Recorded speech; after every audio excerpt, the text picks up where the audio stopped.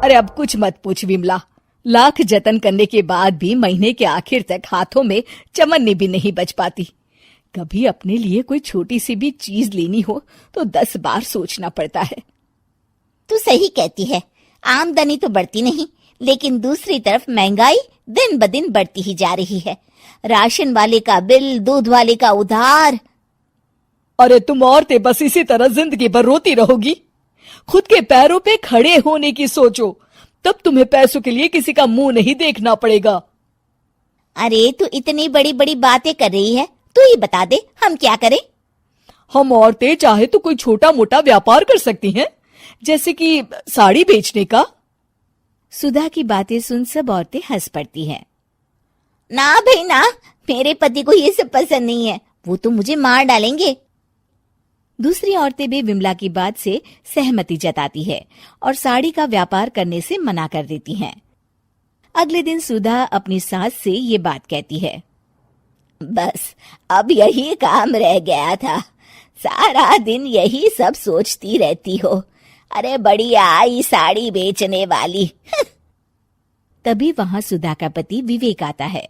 अपनी माँ की बात काटते हुए कहता है, अरे माँ, सुधा ठीक ही तो कह रही है।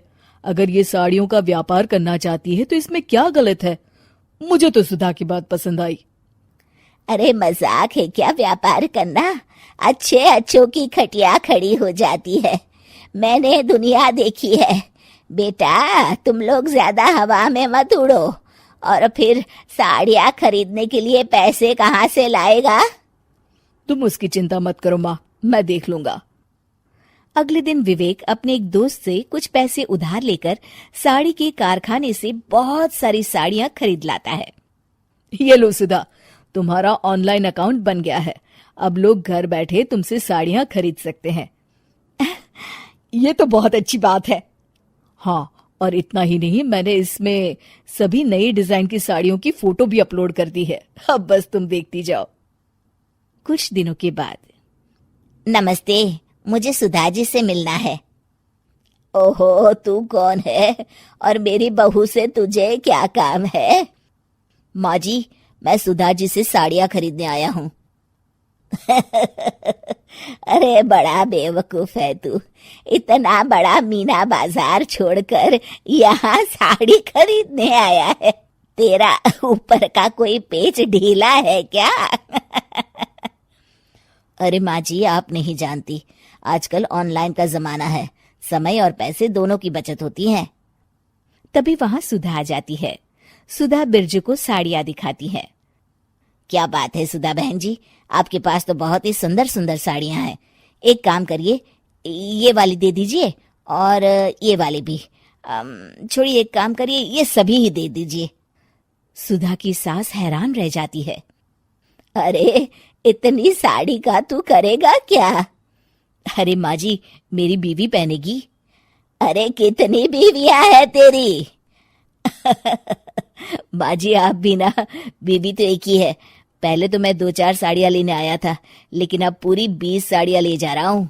ये लीजिए सुधा बहन जी, आपके पैसे, चलता हूँ। धीरे धीरे सुधा के द्वारा घर में खोली गई छोटी सी दुकान चल पड़ती है और देखते ही देखते सुधा के घर ग्राहकों की लाइन लग जाती है। पैसों की आमदनी देख सुधा की सास की आंखें फटी की फटी रह जाती है। जा बहू, अब तू थोड़ा आराम कर ले, इन लोगों को मैं साड़ियाँ दिखा देती हूँ।